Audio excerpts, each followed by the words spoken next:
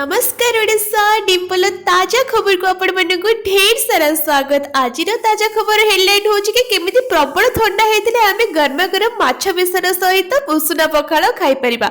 चलतु चलतु डेरी नक स्टार्ट करदे। प्रथम आम गोटे पैन गरम करके सोरिष तेल देदेबा। सोरिष तेल गरम हो सारापर से पंच फुटण देदेबा। तो मत टे पार्टी प्रोब्लेम अच्छे तो मुझे लंका ये यूज करनी आपण मैंने लंका भी छुक करपारती।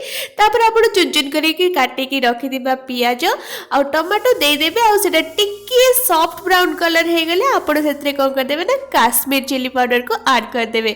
आ तापरे कोन करबे भाजी की रखि दिबा माछ पीस गुडी को ता धरे बढ़िया से रखि देबे। रखि सल्ला परे आपण सेटा को भलो भाबरे पियाज आ टमाटो सहित फ्राई करबा को छाड़ देबे। आ एठी देखि देबे टिके फ्राई हो गला टाइप रे जतले आपण को देखा जिवो सेतेबेले कोन करबे ना आपण आपणकर मसला टी को ऐड करबे। एठी मु मसला रे नेछि कोन कोन सोरिष आउ सोरिष सहित मु नेछि एठी रसुण किछि सुखिला लंका आउ जीरा भल भाबरे गोटे फाइन पेस्ट बनैथि सेही पेस्ट को ही एठी ऐड करली। तापर एठी मु ऐड करछि किछि हळदी आउ हमर स्वाद अनुसार लुण भल भाबरे आको लटपट करके आपण एटा को टिके फ्राई कर देबे।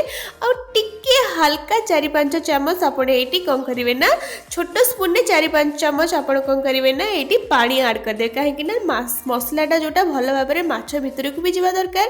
तो भल भाबरे एटा को सेटा सुखा सुखा हवा पर्यंत आपण एटा को फ्राई करबा को पड़िबो। ताहेले माछ बेसर असली मजाटा आपण पाई परिबे।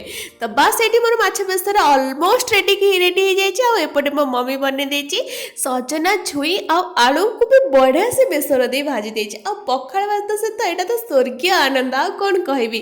बस से तो सेटा को नेकी डाडी को पई का नेकी चली गला पखाळ कंसा धरि के एठी मो पई का बढ़ाई के रेडी हो गला माछ बेसर को पूरा सजना छुई आलू भजा पियाज आ गोटे कंचा लंका लुण पास आउ कौन दरकार। बस उषुना पखाळ नहीं गली आ मोर दिनर शुभारंभ करदेली। आपण मानक आज व्लॉग केमिति लागिला मते निश्चय जणेबे।